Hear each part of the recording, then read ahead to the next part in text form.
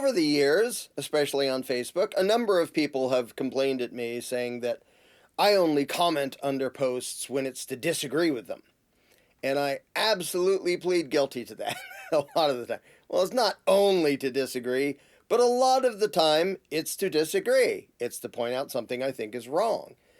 Now, this, if somebody is just hoping to post a thing and have lots of people agree, like they may not want anybody to come along and point out something they may be getting wrong. And it's not like there's an obligation to point out every single thing wrong that you ever see anybody say. Like there's lots and lots of stuff I see constantly that I don't bother to correct or argue back because I don't really care. But in a lot of cases, I will point out something I think is wrong, including under a post from somebody who I've seen them post, 100 things that I thought were right on and made sense, and they post one thing that I think is wrong, and I point out why I think it's wrong. Now, people can get annoyed by this and get upset by it. The thing is, the job of refuting bullshit is a very, very important, in fact, absolutely essential part of pursuit of the truth.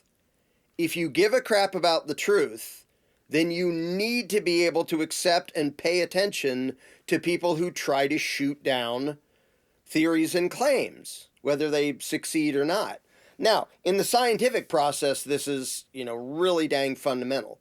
Somebody comes up with a theory, like they see a bunch of evidence and they think, I have this theory that may explain what we see in this evidence. A theory, to be anything worth anything, has to be falsifiable. This is basic scientific process. And by that, I mean there has to be a way to, if it's false, to demonstrate that it's false. Like if I say, well, there's an invisible, impossible to detect giraffe in this room, and you can't see it, you can't hear it, and you can't detect it by any means possible. Well, then it's impossible to refute it. It's a claim with no evidence and no way to refute it, so it's kind of a nothing. It's a big empty piece of noise. But if I claim something and say, no, there's an actual giraffe, like behind the curtain behind me, it's falsifiable. Because I can look and check and see, oh, no, there isn't a giraffe there. Or somebody else could look and say, I am falsifying your claim that there's a giraffe behind you by looking in there and seeing there isn't a giraffe. And that process, it's something that people who push themselves to doubt and to try to be objective and to try to find the truth will go out of their way to doubt things, including things that they've thought for a long time or things that they're pretty sure of, but not all the way. They'll try to poke holes in it because if something's true, it can withstand any amount of testing and doubting and all that.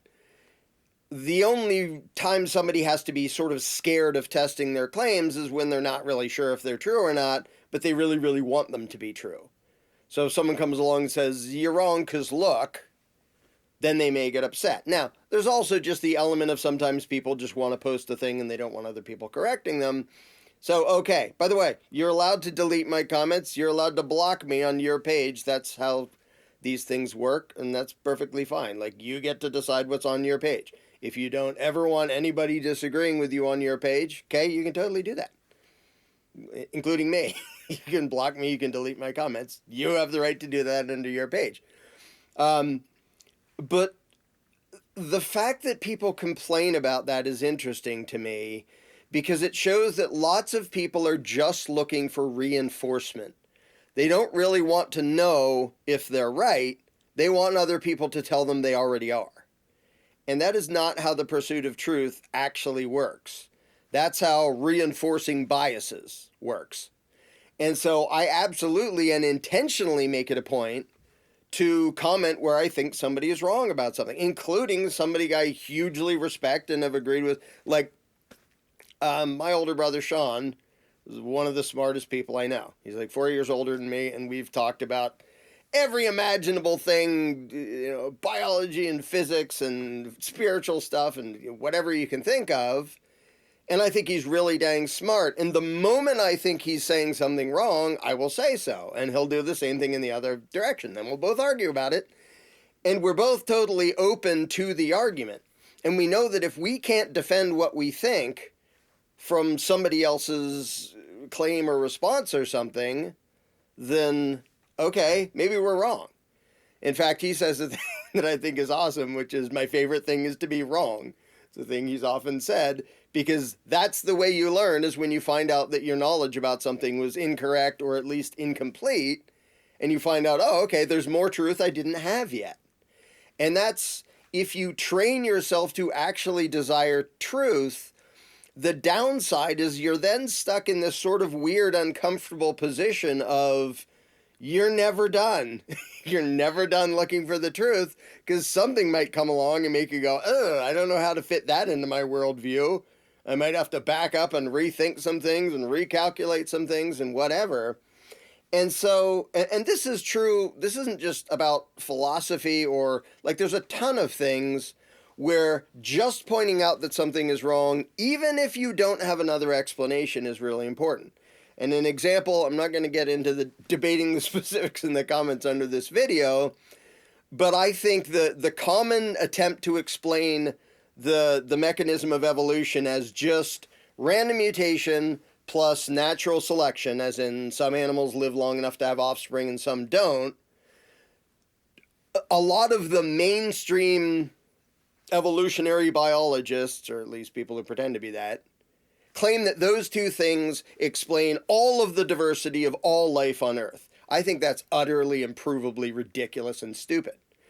Now, I'm not getting into the details of why. This is just an example, because what it's an example of is I can prove that that doesn't explain it. And if people say, well, what does explain it? What is the mechanism? My answer is, I don't stinking know, but I know it isn't that. And the thing is, that is an important part of the pursuit of the truth, even if I have no other explanation.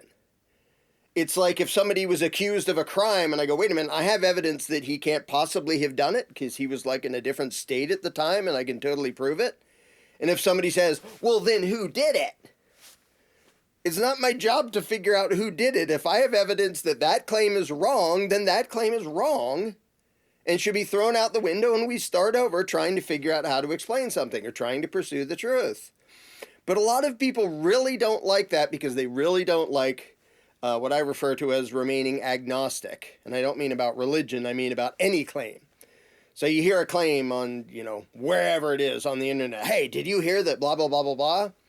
And most people either want to immediately believe it or immediately disbelieve it based on not nearly enough evidence, and then double down on whatever they arbitrarily chose to believe, even in the face of contrary evidence. And that's not how you find the truth. The honest, rational, scientific answers to most things from most people is I don't know. Now, there's a whole range of I don't know-ness from, well, I'm pretty sure it's this, but I can't all the way prove it, to, yeah, I can all the way prove it, to, I sort of have a hunch, but I don't know, anybody's guess. But most people want to jump to, I'm totally sure of this. And those are the people who get most upset when they go, I'm totally sure of this, and I go, yeah, but it's wrong, and I can show why you're wrong. And they don't want to be wrong, and they especially don't want somebody pointing out something that shows they're wrong if they don't also point out an alternative answer. In other words, I just ruined your answer with some evidence, or anybody else ruined your answer with some evidence, and didn't replace it with another answer. That is fundamental scientific process. Here's my theory. Here's the thing that proves it wrong. Oh, crap. Crumple, crumple. Back to the drawing board. That's how the scientific process works. You're not entitled to a different explanation just because your explanation fell apart. That's not how logic works. It's not how reason works. Not how science works. And the thing is, progressing to a better understanding requires letting go of things that right now you're wrong about, or that I'm wrong about, or that anybody's wrong about.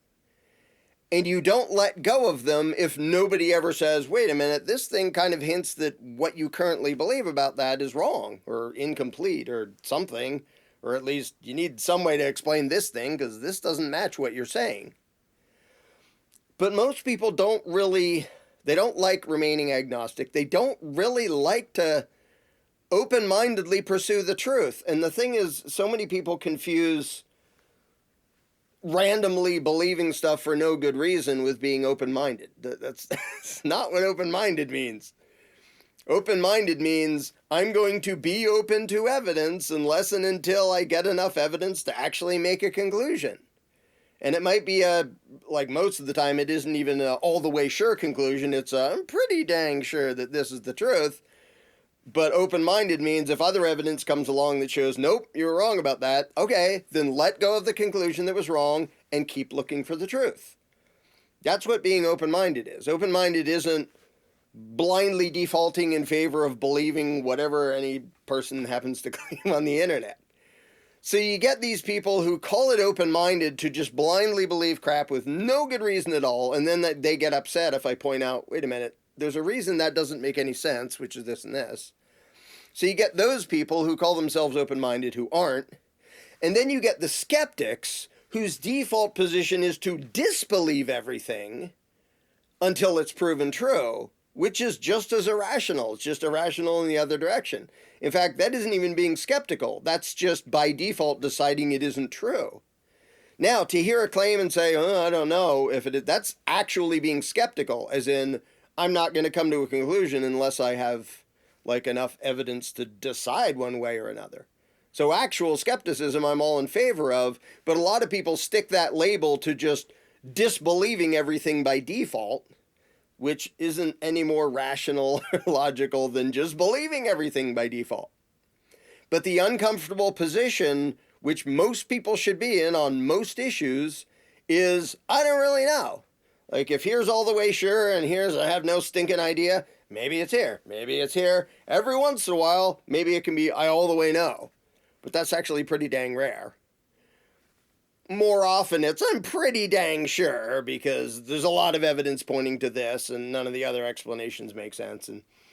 But when people become attached to their beliefs, not their conclusions, their beliefs, they become emotionally attached, and if you come along and say, wait a minute, how does that match this evidence? Or how do you explain this? If that's what you think, how do you explain this? If they get defensive and emotional, it's because they didn't really want to know what the truth is. And a fine example, I know this is going to bring out the throngs of flat earthers. When I actually explain, they say, well, what about this? How can you have a pressure next to a vacuum? You can't. There's a gradient, and I explain why. Okay, well, what about this? And you can see them jump from thing to thing because they're not actually looking for answers to any of it. They don't want to understand any of it. They don't want explanations to any of it. They want an excuse to cling to something they already believe and are emotionally attached to, and you can see it in the way they talk. So that they'll bring something up, and I'll just say, like, I can explain that and address that and point it out in a way that, like, anybody should be able to follow and understand and confirm for yourself. You don't have to believe me or believe NASA or anything of the sort. But if you weren't really asking because you don't really want to know, I won't bother. And if you're going to jump to some other topic every time I start to explain and go, look, your own experience gives examples that demonstrates why the thing you just argued doesn't even make sense. If you're just going to jump to other things, then you don't care about the truth. You're not trying to find the truth. And the opposite is when they ask me, well, what about this? And I'll go, well, hear about this. I will explain exactly about that, instead of getting emotional and having tantrums at them. And if there's something in some other topic that I don't know, I can say, I don't know. I can't explain it. Like the mechanism of evolution. Part of it just seems like magic, because magic is the term for cool stuff that happens and I don't know how. Like right now, a whole lot of evolution for me falls in the category of cool stuff that happens that's amazing, and I don't nearly know what the mechanism is. I know what it's not, which is the crap suggested by Richard Dawkins and the other people who agree with him. That is the shittiest, least scientific explanation ever for anything. And I can prove that. I don't have a substitute explanation for it, because there's a whole bunch in evolutionary biology that just seems like magic. And I can prove what didn't do it, but I don't know what did do it. So I remain agnostic to the answer. I'm not agnostic to whether a provably false claim is true or not. And so I will continue to offend some people by intentionally rarely commenting unless it's to disagree with something. And it's still, I mean, I'll flippantly comment stuff and agree with stuff, and it's not like I only ever comment to disagree. But when it comes to substance, especially with people I respect, I will bring it up when I think they're wrong about something. And then we can go back and forth and make an argument and give evidence, and maybe we both sort of adjust our understanding of what the other one meant, and maybe we adjust our understanding of what we think or whatever. But if people are sort of scared of being challenged on their beliefs, that kind of shows they don't give a shit about the truth. And sadly, that's a lot of people in the freedom movement who want to believe certain things, and you go, well, wait a minute, do you actually have there been tests? Can you demonstrate a reason to think that this causes this, or that this is happening?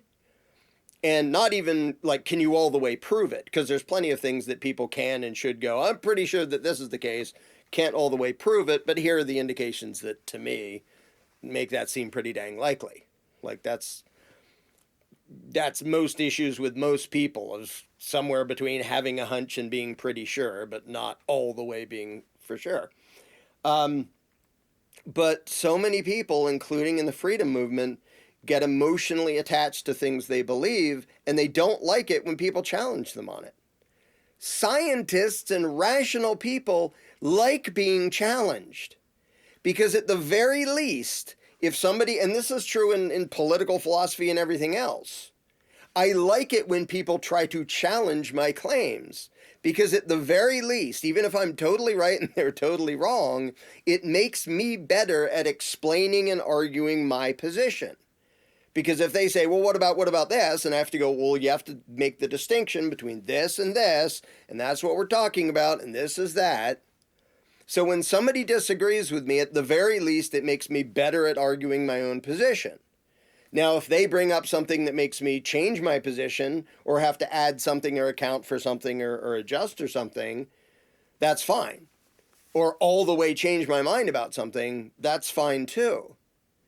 But the people who become attached so that they don't want challenges to their ideas, they're not really after the truth. And sadly, that is most of humanity. And even sadder, it is most of the freedom movement. Most of the freedom movement doesn't really want the truth. They want to cling to whatever they believe right now. And what makes that so freaking ironic is most of them used to be statists, including me. So they used to cling to a belief that they now look at and go, well, that was totally wrong. But now I'm right about everything, so now I'm going to cling to everything, and I don't want to hear any challenges. I've always liked to debate and argue, including back when I was a statist. And the funny thing is, that's what made me fall off the political spectrum, is I was mostly debating people who were way more statist than I was, because that was pretty much everyone on the planet, because I wanted a little tiny minarchist government, because I thought that could possibly be a legitimate thing. It can't. But I like to argue and debate, and I like to feel that my position was strong enough and consistent enough that it didn't feel like there were weak points where I was like contradicting myself. And there were, as long as I was statist. So I would go back and adjust my view and go, okay, I can't forcibly tax people for things they don't want, because that makes me a thief. And I can't say, well, it's for your own good, because then I'm just a pontificating thief. It's not any better. So I'm going to remove that. Can't advocate forced taxation anymore. And if I want government to protect individual rights, well, if somebody doesn't want to pay for that version and wants to protect themselves or have somebody else do it, well, I have no right to say, no, you have to pay for the version I want. So now it doesn't have a monopoly. So by wanting my own position to be more concise and more consistent, I fell off the political spectrum entirely. That's how I got there. Just by actually wanting to know if there was a problem with my own position. And the thing is that I don't know anybody who does that, who didn't do it deliberately, who doesn't go out of their way to accept challenges and rethink things, and wants to challenge, either to debate, to see, like, if there's a challenge from outside, somebody saying, you're wrong because of this and this and this, I can either show where they're wrong and debate and get better at understanding and expressing my own position, or change my position to account for something I either didn't think of or evidence I didn't know about or whatever.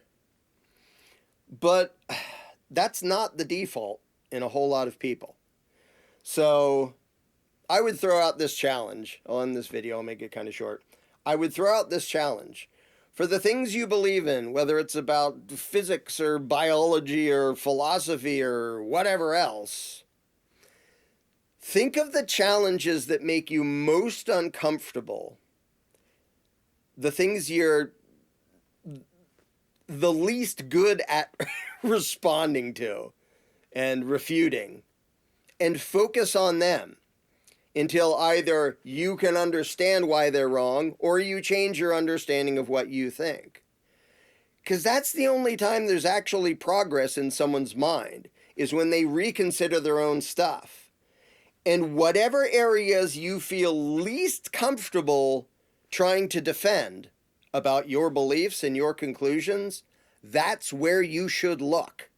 Because that's part of your brain going, I'm not really all the way sure about this. Like, I don't really want to look too closely because of what I might find. But I'm not really sure I'm right about this. Look there. Wherever it's most uncomfortable to look there. And in fact, this comes out in our Candles in the Dark thing, where what we do is try to gently guide somebody's thinking to the places they've never looked, and the places that make them uncomfortable because there's an internal conflict inside their head, and gently lead them up to that so that they can see, wait a minute, I believe this and I believe that, or I thought I did, and they don't match, and I kind of don't know what I think right now, and I have to sort it out. That's when progress happens, is when somebody's brain is kind of at equilibrium or in limbo, and they're thinking, I have to sort this out. This is true in science, it's true in almost everything. So I would invite or encourage or challenge or dare everybody, whatever about your beliefs you're least comfortable with, look there as long as you dare to and as often as you dare to. And I will keep posting comments, finding fault with things I think are untrue. And you don't have to agree with me. You don't have to take my word for it. You don't even have to leave my comments up. You can delete my comments if you feel like it. But if I have something that may indicate that you're wrong and your response is, I don't want to hear that, what does that say about your desire for the truth? It might just say, I don't want to deal with it right now. Okay, that's fine. But it might also say, part of you doesn't really want to know if you're right. You just want to cling to whatever is already familiar and comfortable. That's not how you get to the truth. The path to the truth is usually uncomfortable and awkward and stupid. And I can certainly say from firsthand experience, my path from statism to anarchism was slow and awkward and stupid and hypocritical and mangled and irrational, and it took years, and it's embarrassing for me to look back and go, why did it take me so long to recognize something that now is so patently obvious? It's because I didn't want to look there, but I made myself look there, and I'm really glad I did. So, wherever you don't want to look inside your brain, look there.